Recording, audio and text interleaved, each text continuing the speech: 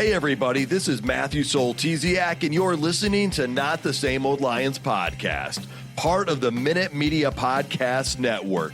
This season, it's all grit. I speak with a variety of guests and interview key players, gaining more insight on what makes this team go. The Detroit Lions are now in a new, grittier era, and we look beyond just the kneecaps when it comes to the analysis. Welcome to another episode. In this episode, we break down where things stand with the Detroit Lions in the final quarter of the season. We're also going to talk ticket price increases and revisit some team history as we talk with author Bill Morris, who just released a book about the Detroit Lions. Let's get to it, Lions fans. Hi, this is Billy Sims, and you listening to Not the Same Old Lions podcast. Joining me, as they often do, is Coach Jerry Angers, former Michigan High School Coach of the Year, as well as Coach of the Week by the Detroit Lions. He's also the current scouting and training director for Bull Rush Sports. Coach, good to have you here on this extra episode. Welcome, and thank you for the bonus. I love it. Right? Anytime we have extra opportunity to talk Lions, it's great. Even if we have to bring in a Buffalo Bill. Well, he's not. He just shares the name as a Buffalo Bill. That's James Cook, the senior sports writer for the Traverse City Racket Eagle. He has his own podcast as well, The Get Around. That drops on Mondays. James, good to have you here with us. Yeah, thanks for having me. I thought you were referring to Bill Morris as the Buffalo Bill for a second. Then it clicked. Yep. All good. We're going to wear it out. We're going to wear out this James Cook thing as much as we this can. This week anyway. at least. Yeah. All right. Well, hey, as we get going, I want to mention something to the listeners out here, folks. One thing I want to mention is we finally launched a merch store. You can get shirts, hoodies, hats, mugs, among other unique items. We even have something for the youngest Lions fan out there. So if you get a chance, go to notthesameoldlions.com. You can find the store. There's a link right near the top of that page. And click on it, take a look, see if there's something that you just can't live without. All right, in this show, the first thing we're going to do is we're going to hear from Bill Morris, an author who wrote the book, The Lions Finally Roar. Here's my interview with Bill. Joining me today is author Bill Morris. His most recent book, The Lions Finally Roar, is now on bookshelves, came out this September, right at the end of summer, right as the NFL season was kicking off. Bill, tell me and the listeners a little bit more about your book, The Lions Finally Roar. Well, it's a history of the Lions from starting in 1957 when they won their last NFL championship 67 years ago, which is a long time, as Lions fans, long-suffering Lions fans know. And it ends with the loss to San Francisco in last year's NFC game. So it's a comprehensive history of the team from that championship. And a lot of it is built on the memories of my father, my late father, who tape recorded his life story with me. He worked at Ford Motor Company in Detroit for 17 years back in the 50s and 60s, and was working for William Clay Ford Sr. as his personal PR guy when he bought the Lions for $6 million back in 1963. So my father was sort of there at the inception and he had a lot of stories about Mr. Ford, about the Lions, about the Ford Motor Company. And I used that as the springboard to start to tell the story. I didn't really get going on the book until 25 years after we made that recording because Bill Ford's daughter, Sheila, was given the keys to the team by her mother in 2020, I believe it was. And then in 2022, after she brought in Dan Campbell and Brad Holmes, and they, everybody in Detroit was all womped up, like a new day. The Lions it's not going to be the same old Lions anymore. And as you may remember, they lost their first 10 games that year. Yeah. And I thought, well, you know what? There's something about this team, this franchise, that's just got inbred, generational futility. Why does this team fail year after year? I started out trying to answer that question. And my original working title was Natural Born Losers. And as I was working on the book, the story changed quite a bit, as you know. Yeah. And so, yeah, I mean, again, it changed as you were working on it. Let's start back at how it got started. You said it was conversations with your dad, stories from his past. That kind of gave you some insight on the Lions and the Ford family. Tell me a little bit about that. Well, excuse me, my father, as I say, he was Bill Ford's PR guy, and they traveled all over the world together, and they got to be pretty close. And after Bill Ford bought the team, a month later, in December of 1963, he and my father were in New York. And my father was an old newspaper guy who came to work at Ford Motor Company doing PR, and he'd been doing that for 10 years. And Bill Ford offered him the job of general manager of the Detroit Lions. My father Oh, told me that story. And my father said, Bill, that's a very fine compliment, but I don't know anything about running a football team. And Bill Ford said, you're smart. You'll figure it out.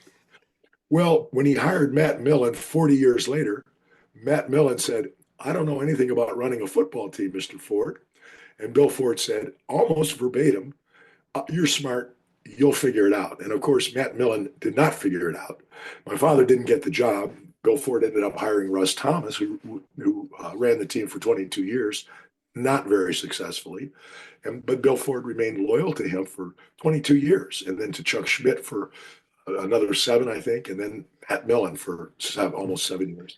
And so these are 3 guys who were not successful general managers, and yet Bill Ford Sr. stuck with them for years and years and years, and that I think is the nature of the just the teeth gnashing and hair pulling the Detroit Lions fans have been doing for 60 years.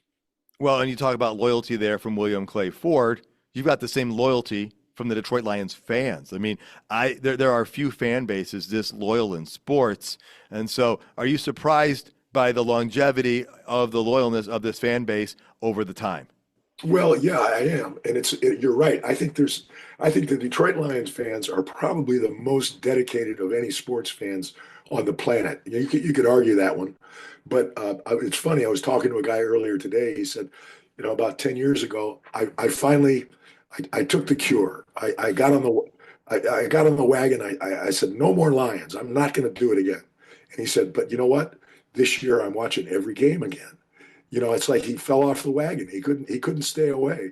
Once they started winning, even the people who gave up on him are back, and most people never gave up, which is an amazing thing about the Detroit fans. I mean, I grew up as a boy going down to Briggs Stadium and then Tiger Stadium, watching them play in the cold weather, and I sensed it even as a kid that these fans are something special. This team means so much to the people of Detroit, and that has never gone away. That's never changed. Losing could not kill that. And now that they're winning, oh man, I was here for the NFL draft back in April. You should have seen downtown Detroit. It was rocking. I mean, it was really wild. And I was at the LA game, the season kickoff. The whole town was amped up, and it's like that coming up for the game this Sunday. Everybody's just supercharged in this town, and they're finally getting paid back for all their years of suffering and loyalty. And Matthew, I don't know how you explain it, but it's an amazing phenomenon. It really is. And, I can relate to a lot of that because, there's just something that's always been endearing about this team and this sport to me, to so many people throughout Michigan. And you mentioned, the Matt Millen, era, right? I covered the Detroit Lions as a weekend sports anchor in 2008 when they went 0-16. And I still remember when he was fired. And, we saw moments of success from 2011 to 2017, but nothing, since the early 90s when I fell in love with the team. They're at a different level now. I was down at the draft like you were. I was at that Rams game. I was at the Rams game earlier in the playoffs last year. So this is an incredible era. And so I want to ask you, though, back to the book here, do you have a favorite era or a favorite player that's been around throughout the years for you that kind of Well, I guess embodies the Lions? when your boyhood is when you're most impressionable, and Joe Schmidt was always my idea of the ultimate Detroit Lion. And I interviewed Joe for the book shortly before he died. And, he coached the team for several years and took them to the playoffs and had a nice little career as a coach. But he got very frustrated with Russ Thomas and Bill Ford grilling him every Monday, going over every play and micromanaging the game, every call, every missed block, every drop pass. And he said after 5 years of that, he said, I was out of there. He was like being let out of prison. when he finally quit. By the way, going back to 2008, you know who played tight end on that 0-16 team, don't you? Oh yeah, Remember? Dan Campbell was one of the tight ends. Right. And he was, which is why when he had that famous press conference when he got hired, we're going to bite off kneecaps and all that crazy talk. It wasn't crazy talk because he had lived it and he understood what the fans in Detroit have been through. He was not just some carpetbagger brought in from New England or wherever. He was a guy who had really suffered and bled in Detroit. And I think that's the benefits of that are now being shown. Oh, for sure. And your book, it goes beyond just the Lions. It talks about the Ford family and Detroit itself. Am I correct on that? Oh yeah, absolutely. It's funny. I'm glad you mentioned that, Matthew, because when I sat down to write the book, I vowed to myself, I'm not going to write a football book. There's going to be a lot of football in my book, but I'm going to write a Detroit book. I want to write a story about the history of Detroit, the music, Motown, the Grandy Ballroom, the MC5, the race relations, the rebellion of '67, the Tigers World Series, the loyalty of the sports mania of Detroit. And this has always been a big sports town, and I think the Lions have got the most ardent fans of any of the franchises in town, and now they're getting redeemed almost. It's a beautiful thing to watch, and I live in New York City now, and I go to watch the games at a bar that's a Detroit Lions bar. I got a call the other day from a guy in Dublin, Ireland, who wants me to be on a podcast in Ireland. He says, everybody in Ireland's talking about Detroit and the Detroit Lions. And there's something going on in this city. It's not all about the Lions. I mean, the city of Detroit is changing and coming back in a really noticeable way from when I was a kid. And I wanted the book to be about the the history and the spirit and the soul of Detroit. Bill, I understand that, the way Detroit's come back is incredible. There's so many people who have touched on part of it. I love the fact that you live there and you have a lot of firsthand accounts on how things have changed, and you spoke to people about that. You already brought up the working title, right? It wasn't The Lions Finally Roar. It was Natural Born Losers. And I can't help but this brings me back to a couple of other things I've talked about, and that is I made an analogy to baseball before a year or two ago, probably 2 years ago. I said, if the Detroit Lions ever make it to a Super Bowl and win a Super Bowl, will it be like the Chicago Cubs or the Boston Red Sox when they won it? And there was a movie back in '05, Fever Pitch, with Jimmy Fallon. And while they made that movie, history rewrote the ending of that movie. They had to go back and film the ending of it because that's when the Red Sox had their incredible comeback. And so I've got to ask you here, you had a similar experience with your book as that movie because the Lions have significantly turned things around the last couple of years. And so I want to ask you, how do you see this season finishing for the Lions? Well, boy, that's the $1 billion question. Nobody knows. I just had lunch with a guy named Bill Keenest who worked for the team for 40 years, the media guy who knows more about football than probably most anybody in America. And he said to me, I said, do you think they're going to go to the Super Bowl? Because he knows a hell of a lot more about football than I do.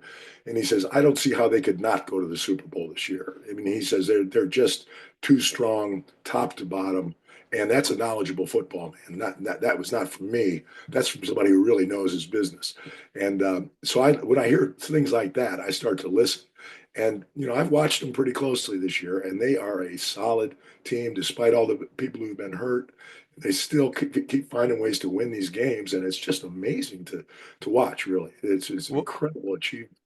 well, then let me piggyback on that. What would it mean to the city of Detroit? Because Oh, you've lived yeah. there. We've been fans since, a long, long time. I already have my thoughts, but like you being from Detroit and living there through all those times, what would it mean to the city of Detroit? What would it look like? I was at the draft as well. I saw all the crowd down there. I can only imagine, but give me your thoughts. Well, I think that it would be an absolute eruption of unbelievable joy. I mean, and the reason for it is it's not just because they win a Super Bowl.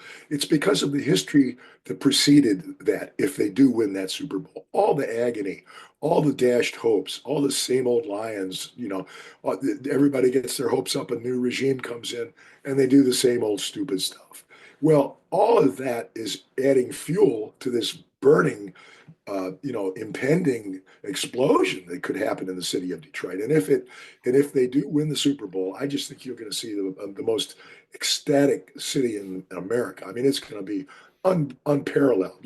New England, they win 3 or 4 or 5 Super Bowls and it gets to be old hat. Kansas City, same deal. But in Detroit, oh, forget about it, man. It's going to be epic if they pull this off. Even if they just get to the Super Bowl, I think the city is going to rock like never before. Awesome. Well, back to your book here. You've been on tour, you've been promoting it. You're going to be up in Traverse City at the National Writers Series on Wednesday, December 18th. Tell me a little bit, what's that event going to be like?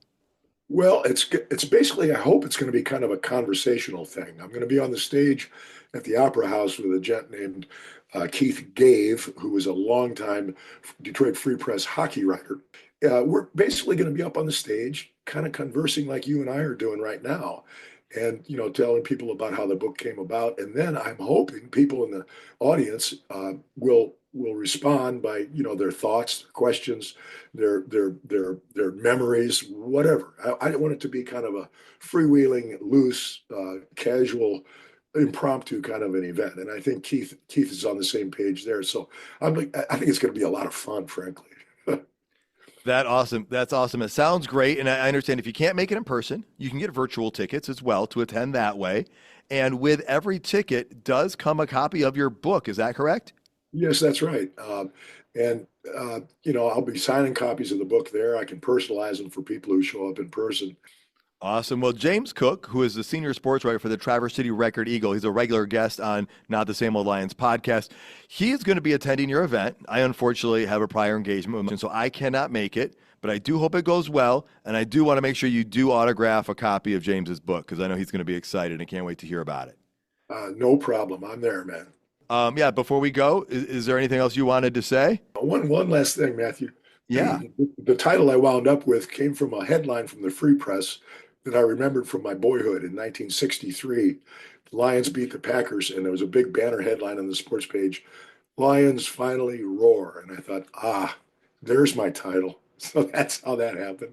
The interest in the book is spreading, and people who have read it have been very complimentary, which means the world to me as a writer. So I'm just on top of the world. I'm the happiest guy around. Awesome. Folks, that's Bill Morris. Bill, thank you so much for taking time to join the show today to share a little bit more about your book. I look forward to reading it myself. I hope the event goes well. And again, thank you so much for the time today. You too, Matthew. Need parts now? O'ReillyAuto.com offers in-store pickup, same-day home delivery, or next-day home shipping. Get more parts your way at O'Reilly Auto Parts. O'Reilly Auto Parts. All right, guys, the information with Bill about what he did and went back and looked at things from a historical perspective, some of it was his own life, was pretty incredible. Now, James, I know you're going to the event in Traverse City on Wednesday, and so that'll be really interesting to hear what you experienced and whatnot. We'll definitely hear about that next week after James attends it. So let's kind of look at that season again. I know in the last episode, we kind of talked about where the season stands, but this is technically the fourth quarter of the season, right? So, Coach, those hands in the air, right? Fourth quarter, baby? Fourth quarter. You got her. All right, now in the last episode, we talked that the Lions had their first 12-win season in 1991. They did it again last year. We're currently at 12 wins this year. If we win another game, we will have our first 13-win season ever in franchise history. We also talked about how we had a 66-point differential last year, which was pretty good. Right now, we have a 183-point differential, which is astounding. James is usually the deep diver here, but James, I did some deep diving. The biggest point differential at the end of a season, probably no surprise to anybody, is those 2007 Patriots who went undefeated. They had 315-point differential. The greatest show on turf, who people are comparing the Lions to a little bit, the 1999 Rams were 13-3. They had 284 points. The Vikings and Bears, the 98 Vikings, the 85 Bears, both 15-1. The Vikings lost in the NFC Championship game to the Falcons that year. The Bears won the Super Bowl. 258 point differential. Now, we don't know where the Lions are going to end up, but I did some more research. That 1995 team for the Lions is the most point differential in recent history. They were plus 100. The one before that, 145, was back in 1970, Coach. And the biggest point differential in Detroit Lions history was the first year they became the Detroit Lions back in 1934. That was a differential of 179 points. If things hold true, we're setting another record this year, James. What do any of these numbers mean to you? Well, it's just crazy. It's just another thing in the history making of this season for the Detroit Lions. And it's also of interest that the game this week between them and the Bills is that they're the two leading teams in the NFL in point differential. The Bills are second only to the Lions. The Lions are 183, and I think the Bills are 129. Yeah. So that's the gap between first and second in the NFL this year. So, yeah, two incredible scoring offenses and defenses that tend to limit points. The Bills didn't last game, but I would expect a rebound game from them. Now, Coach, I shot out all the stats there. I gave them out. You're the stats guy. You're the math guy. I'm going to ask you to go outside your comfort zone and use some English words here and summarize in plain English. What do these stats tell you? What story does this tell you about this football team other than just throwing stats and stats out there? Well, I mean, we're winning on a big margin. We got, we're scoring a lot of points. Our defense is doing a great job in the red zone to knock those points down. And week in and week out, you want to make sure that you are that point differential. For instance, if I'm going to throw some numbers at you, hopefully after Sunday's game, we are plus 184 and Buffalo is plus 128. I like that math. That would mean we have a W. And I think it's huge. It's huge when you're doing that because you're not winning these. You are winning some close games, but you're also getting, I don't know if you want to say a relaxing game to where you blow somebody out, but where you're not having a heart attack at home on the couch watching the game like we usually are in tight ball games. All right. Now, let me ask you that. I think this is probably a really dumb question, but it's got to be asked because I think some people deep down think about this. James, I'm going to start with you on this one. Does the length of the Detroit Lions win streak bother you? Because some people think streaks all have to end at some point, and the Lions have won more games in a row than they've ever won in their franchise's history. Does that concern you, or does it not? And why? Not really. I mean, would it have hurt for them to maybe lost a game here or there? Probably not. But I mean, it doesn't seem that Dan Campbell has any problems keeping this team motivated. So I mean, that would be the only reason to kind of be rooting for a loss at some point would be, maybe to get the team back on track, but that's not the case here. So this team seems to be still pretty focused and setting other goals. So I'm okay if they don't break that streak until next season. I like that. Coach, you played games. Is there, a thought to this, or is this just something that, doesn't really matter, but people talk about it? It's hard. I mean, I have to agree with James on Dan Campbell continues to motivate these guys and keep them focused. And I think, one game at a time, don't look at the streak. We look at some things, especially when you're winning that many games. Is a team going to lose focus? Is a team going to read the press clippings? And are the Lions reading their press clippings? Sure they are. But they also are seeing Dan Campbell and his staff continue to motivate them, telling them, you can read your press clippings all you want. Do you want to play at home through the playoffs? Do you want to win the division? And so I think that's, James pointed that out. It's a great thing that Dan Campbell and them can do. And again, that comes back to me, 1-0. You got to be 1-0 every week. And that stuff, take care of the little things. Big things will take care of themselves. Yeah, and Coach, it's not like they're just blowing teams out and they're not being tested. They're being tested week in and week out. They've had a couple blowout games, but also those other teams, and I don't know if we've ever thought about this, but the fact that Minnesota and Philly are winning as much as they are, that keeps the pressure on the Lions so that the Lions can't relax, and that should make it better in the long run because they're playing meaningful, tough games. And so I'm agreeing with you guys. Like, it doesn't bother me. I think some people are thinking we're taking a multiple choice test and the letter C has been the answer 5 weeks in a row, 11 in this case. And you're like, oh, the answer can't be C again. It's got to be something different. And so maybe that's not the best analogy, but I got to say, the Lions are being tested. They're motivated. They're playing for something. So I don't think they're coasting into anything. And the room for error between the number 1 seed and the wild card could just be a sliver at this point. We'll see. The next few weeks are going to play that out. So with these numbers, and this might be too early to answer, James, are the Lions playing themselves into some of that historical company I referenced earlier, or is it just too early to talk about that and we should go with Coach's mantra, which is 1 week at a time? Well, I think they can do both. They can play 1 week at a time and then keep adding on to this 183 that they have right now in point differential. So they can do both. The NFL, and like you talked, the sliver of the difference between the number 1 seed and the number 5 seed isn't big, but the first 6 tiebreakers for the playoffs are all like head to head and all that stuff like that. But then the next 4 after that are all have to do with points scored. It's combined ranking among conference teams in points scored and points allowed in all games. Best combined ranking among all teams in points scored and points allowed in all games. Then best net points in common games, and then best net points in all games. So that could come down to if it comes down to that, right now the Lions have the tiebreakers ahead of those. So it wouldn't matter at this point, but it could down the road. Yeah, I think that's the bigger thing right now, Coach. And you're going to probably talk to me about this from your coaching days. You'll think about the historical perspective when the season's over. You're in the moment. You just want that 1-0 because your goal is win the division, get the 1 seed, move on, advance, right? That's got to be the mentality. I mean, fans can think about it, but really, if you're in it and whatnot, you're just thinking win 1 game. Oh, it is. And it's, and Dan Campbell says it all the time. Excuse me. And you think about, you got a 24-hour rule. You win a game. Oh, it's great. Here we go. And then boom, you're on to the next one. You never even get to look back and look at your highlights. You never get to look back and go, oh my God, look what we did here or what we did there. It's always about grading and scouting and getting yourself prepared for the next game. And I think that's what, the one thing that's the hardest thing to do as a coach.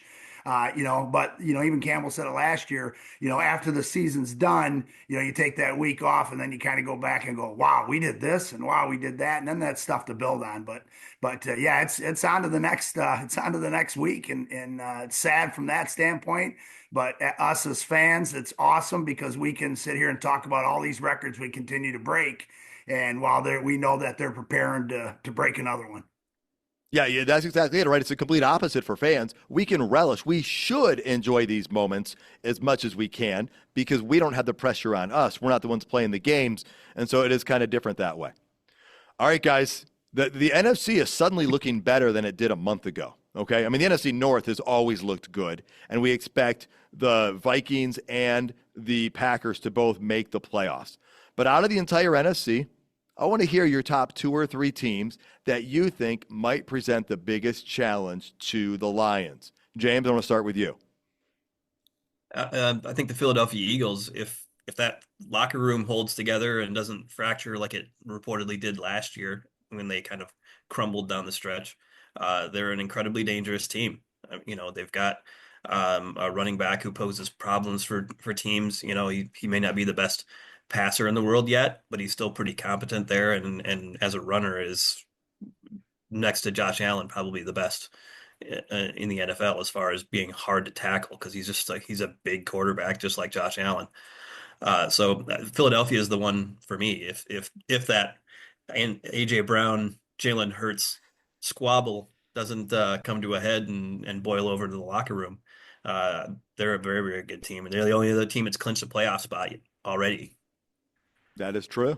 All right, if there was a second team, James, who would that second team be? I would say Minnesota, just because of the defense that they play. With that, ultra blitzing from every angle that Brian Flores does, that could change any game at any time. You get some strip sacks, you get some big turnovers. They've got a pretty good offense. Sam Darnold has rejuvenated his career this season and has been one of the better quarterbacks in the NFL really all season. He had one bad game, kind of like Goff had one bad game against Houston, But other than that, he's been pretty spot on, and they have arguably the best wide receiver in the NFL, probably number two behind Chase this season. But Justin Jefferson is just hard for anybody to control. That is true. All right, Coach, how about you? What are the top one or two teams that you think present the biggest challenge to the Lions?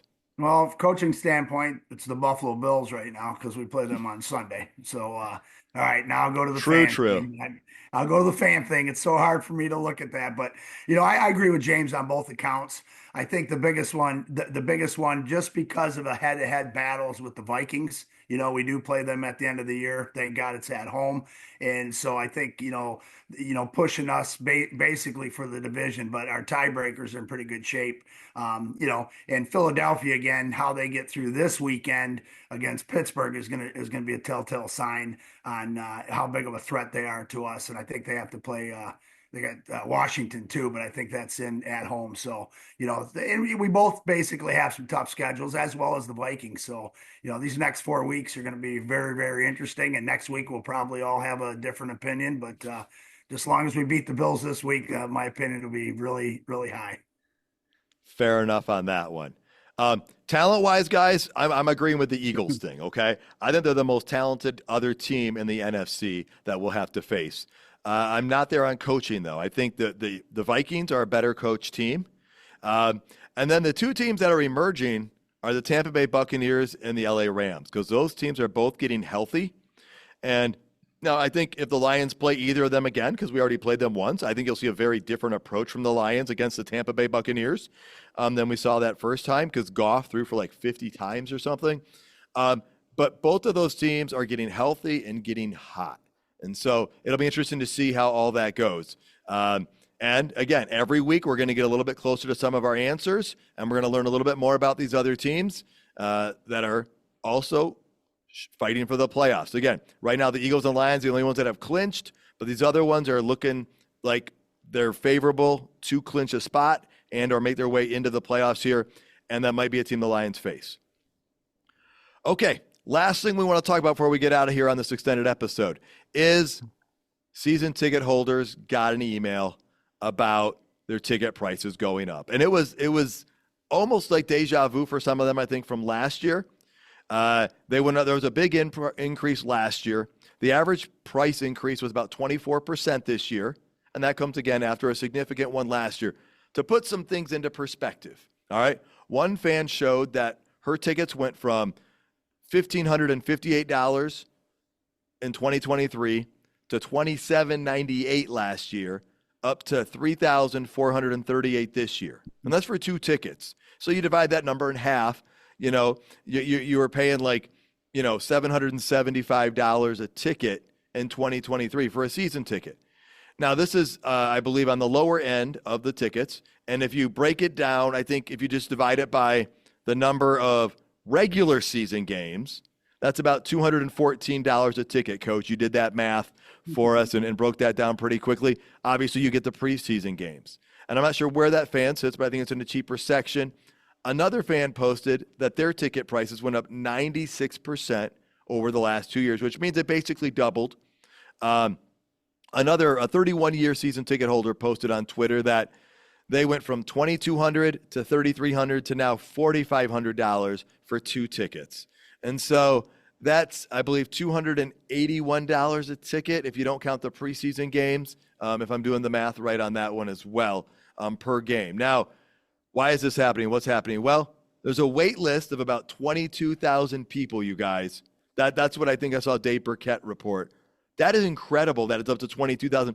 I think it was around 12 or 13,000 before the season started.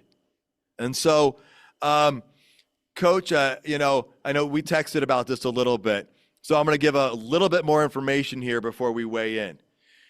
My perspective, most of my life, I have purchased tickets secondhand, which means you've got to go on Ticketmaster, you've got to pay Ticketmaster fees, okay?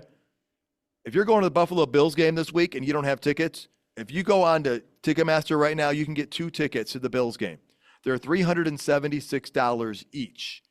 Plus, you pay a very nice $79 fee per ticket from Ticketmaster and another $2 fee. You're looking at $457 for the cheapest ticket in Section 344. So even with those price increases, it's still a better deal than that otherwise. And I will also tell you that spike in the secondhand ticket market and back 2 years ago, that's what led me to become a season ticket holder because of that. Now, I also realize if you're a season ticket holder, you're buying tickets for every single game, where that individual person is going to buy it just for one game. So, Coach, let's start with you. You're the math guy here. Thoughts, reaction to this? Well, there's a lot. I mean, I kind of looked it up. Lions have this year they have a $254 average ticket price in the NFL. Yeah. It's the highest. Okay. Here's one that I found out that the NFC North has the most expensive average ticket price at $171 and $25. So the NFC North has got the highest ticket price. Then you go down and you look at I think New Orleans is like $45 a ticket, and Yeah. my thing on this is first of all it's supply and demand. You're producing. So there's two things you want to think about. Do you want to go to games and spend more money and watch winning football, or do you want to go to games and spend less money and watch losing football?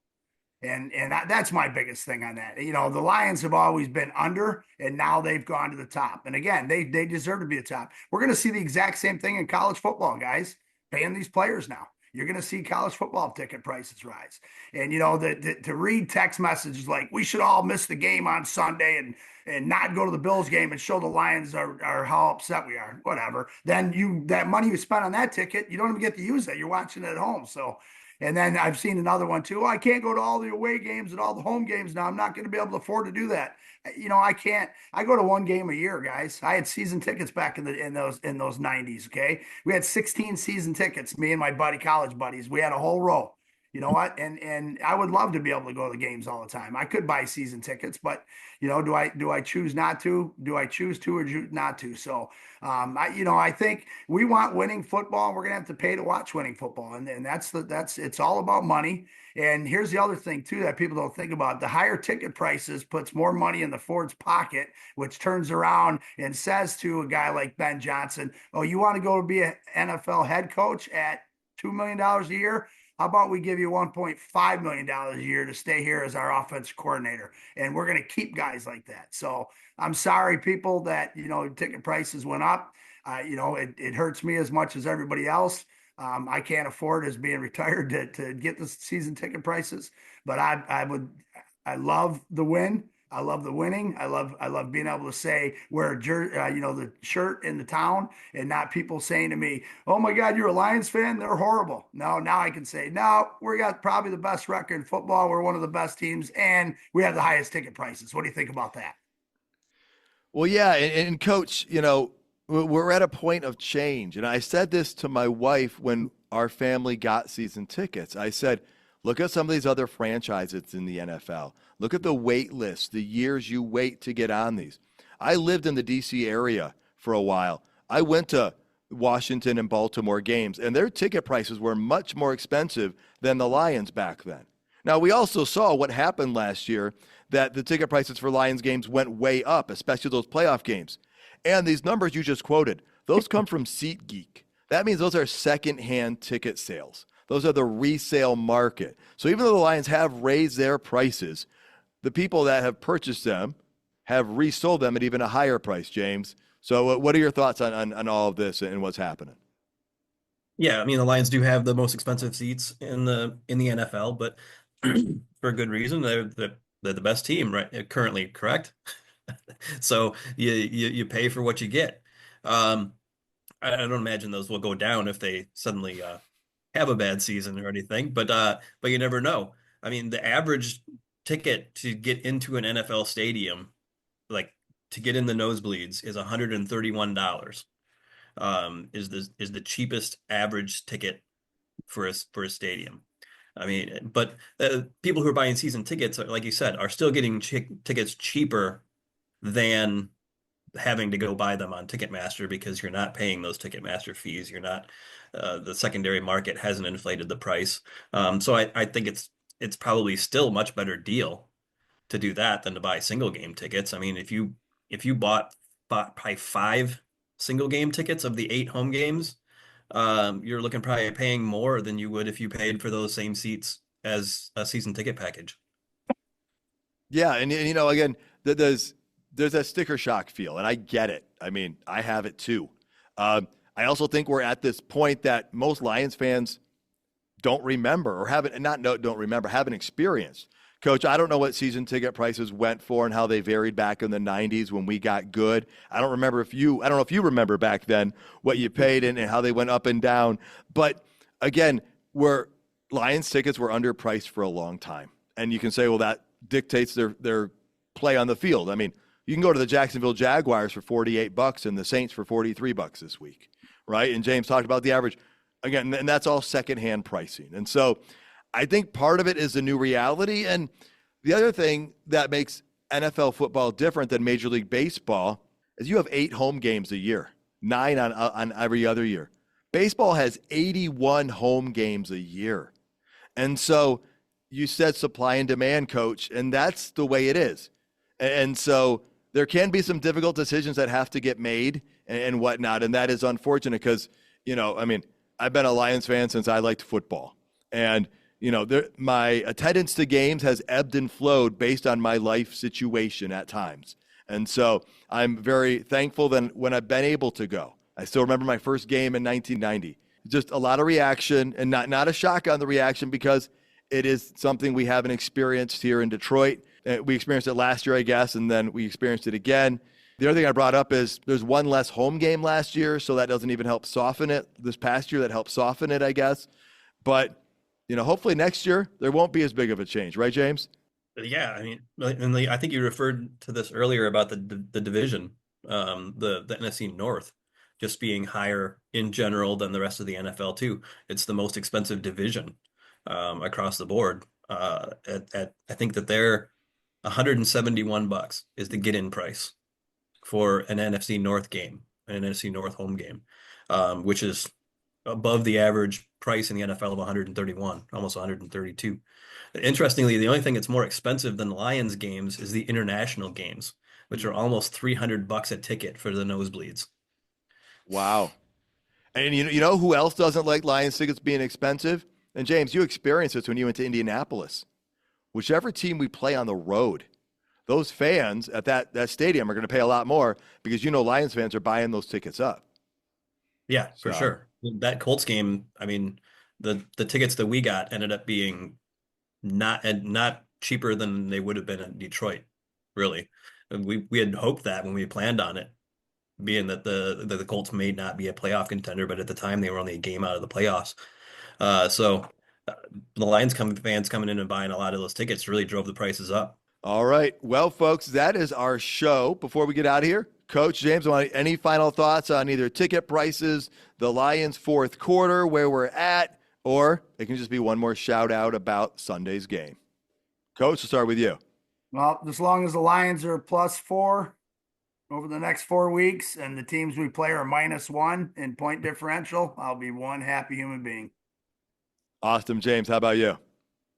Yeah, it looks like things are getting healthier on the defensive line with Onwuzurike and Pascal possibly back this week, and maybe Reeder. Aleem looks like he's good to go. And then suddenly Trevor Nowaski showed up on the injury report listed as a concussion. Yeah, so we'll have to monitor that because we also know that linebacker depth is thinner than we would like at this point. We'd love to have Trevor out there on the field as well. Again, James will be attending the event, the National Writers Series with Bill Morris next week, and we will definitely talk about that event and how it goes. Hope you have a great time at that event. Coach, James, thank you both for joining us. Folks, thank you so much for tuning in. You can find more episodes and content at notthesameoldlions.com. Tell your friends and family about the show. Like and comment on socials. Please subscribe regardless of your listening platform, and you know the rest, folks. Until next time, stay gritty, my friends.